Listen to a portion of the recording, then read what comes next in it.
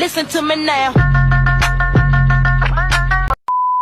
Assalamualaikum warahmatullahi wabarakatuh.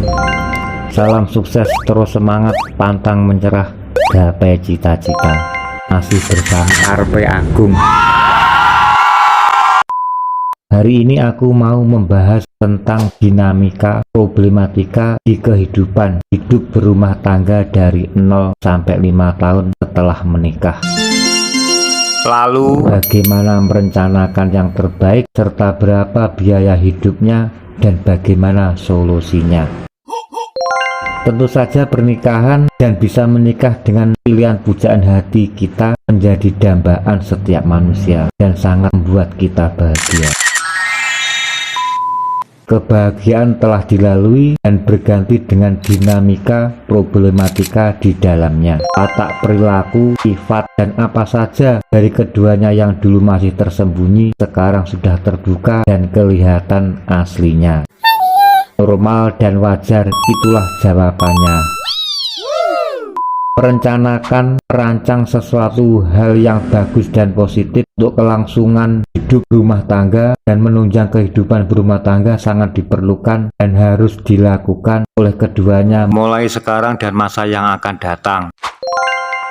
Bekerja dan mendapatkan penghasilan adalah salah satu kunci utama agar semuanya bisa terlaksana dan terencana. Terus apa yang dibutuhkan atau direncanakan oleh keduanya setelah menikah? 1. Papan tempat tinggal. Setelah menikah dan berumah tangga sendiri, harusnya kita tahu dan tidak lagi merepotkan atau melibatkan terlalu dalam peran orang tua kita dalam urusan rumah tangga kita. Memang penting peran orang tua, tapi juga terkadang tidak pas dengan jalan pikiran yang kita sudah rencanakan berdua. Tapi tetap hormati dan maklumi, karena itu orang tua kita. Sebagian orang setelah menikah tinggal bersama orang tua dan tentu ada alasannya. Sebagian orang setelah menikah tinggal di kontrakan atau belajar hidup mandiri dengan kontrak rumah atau di tempatnya yang sudah dia punyai sebelum menikah. Sebagian orang setelah menikah tinggal di rumah yang dibelikan atau disediakan orang tua untuk hadiah pernikahannya.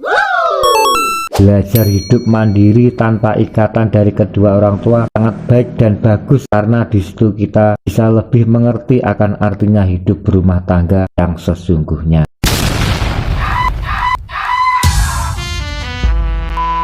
Asal jangan meninggalkan pesan baik dari orang tua kita. Rumah bagus itu relatif, tergantung bagaimana kita memandangnya dan menilainya. Merencanakan memiliki rumah hunian idaman yang kita impikan tentu disesuaikan dengan kemampuan pendapatan kita. Bekerja, menabung, berhemat adalah salah satu kunci utama untuk kalian berdua bisa mewujudkannya. Mumpung masih muda dan belum punya tanggungan anak. Kedua, memiliki keturunan atau anak. Tujuan menikah hidup berumah tangga tentu saja ingin memiliki anak keturunan. Tiada kebahagiaan yang sempurna tanpa adanya anak keturunan di samping orang tuanya dalam berumah tangga.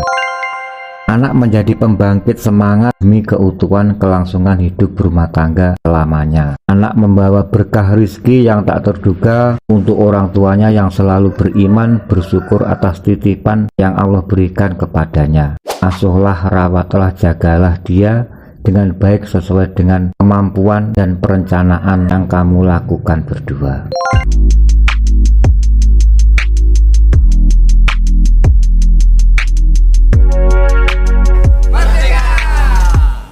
Berikut ini aku bagikan cara belajar hidup mandiri tanpa peran orang tua setelah menikah, bisa membeli rumah serta mempunyai anak dalam jangka waktu 5 tahun setelah menikah. Inilah sketsa diagramnya, guys. Kita coba berspekulasi menentukan pada gaji kisaran 4 juta rupiah per bulan. Apakah itu sudah cukup untuk semua kebutuhan tersebut? Tentu jawabannya relatif, tergantung dari yang menjalaninya serta di mana dia berada. Gaji 4 juta rupiah per bulan sama dengan 48 juta juta per tahun kalau kita kalikan. Biaya-biaya yang dibutuhkan dalam 1 bulan kita rinci sebagai berikut. Kontrak rumah sebesar 400.000 per bulan. Kalau kita kalikan untuk 1 tahun menjadi 4.800.000 rupiah. Biaya makan untuk keluarga cuma berdua saja sebesar 1.500.000 rupiah per bulan, atau sama dengan 18 juta rupiah per tahun kalau kita kalikan. Untuk operasional apapun, termasuk untuk beli bensin dan lain-lain, untuk urusan kerja kita membutuhkan sekitar 500.000 per bulan. Kalau kita kalikan menjadi 6 juta rupiah per 1 tahun. Untuk biaya lain termasuk biaya tak terduga, kita membutuhkan 100.000 rupiah per bulan. Kalau kita kalikan 1 tahun menjadi 1.200.000 rupiah. Kemudian kita hitung dalam 1 bulan tersebut kita membutuhkan sekitar 2.500.000 rupiah per 1 bulan untuk kebutuhan kontrak rumah, biaya makan, operasional, dan biaya lain. Berarti kalau kita mempunyai gaji 4 juta, dipotong kebutuhan rumah tangga, masih ada sisa 1.500.000 untuk kita tabung. Dan kita kalikan dalam 1 tahun, berarti kita bisa nabung sekitar 18 juta rupiah.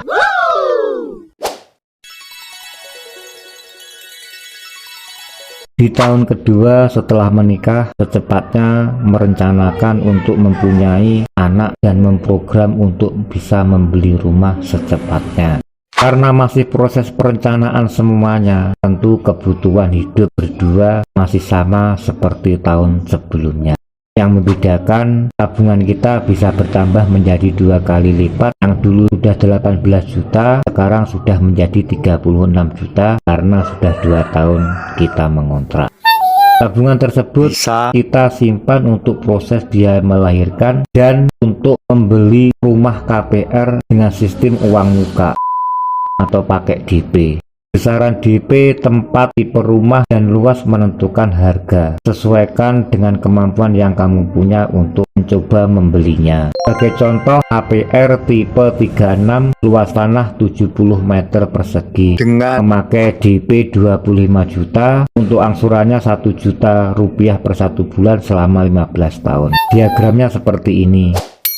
Karena kamu sudah punya rumah dan kamu sudah punya anak, tentunya kebutuhan hidup akan lebih besar sedikit dari biasanya. Tapi berbanggalah karena kamu sudah punya rumah sendiri, tidak lagi mengontrak lagi. Untuk biaya hidupmu dan keluarga serta 1 anak bayimu sebesar 1.800.000 rupiah per 1 bulan. Dan kalau kita kalikan dalam 1 tahun sebesar 21.600.000 rupiah. Untuk biaya operasional, bensin dan lain-lain tetap sama sebesar 500.000 rupiah dan menjadi 6 juta rupiah selama 1 tahun. Untuk bayar rumah atau mencicil rumah kita sebesar 1 juta rupiah dan menjadi 12 juta rupiah per 1 tahun. Untuk biaya lain-lain tetap sama 100.000 dan menjadi 1.200.000 untuk 1 tahunnya.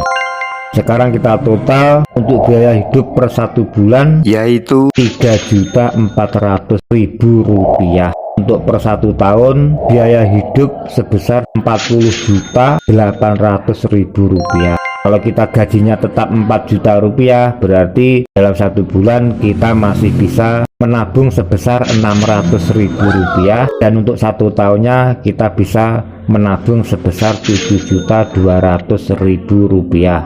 Dengan sisa tabungan 7.200.000 rupiah tersebut, kita masih bisa memanfaatkan uang tersebut untuk hal-hal yang baik dan positif. Tapi jangan lupa tetap sisakan di tabungan untuk menjaga hal-hal yang tidak terduga dan sulit kita prediksi sebelumnya.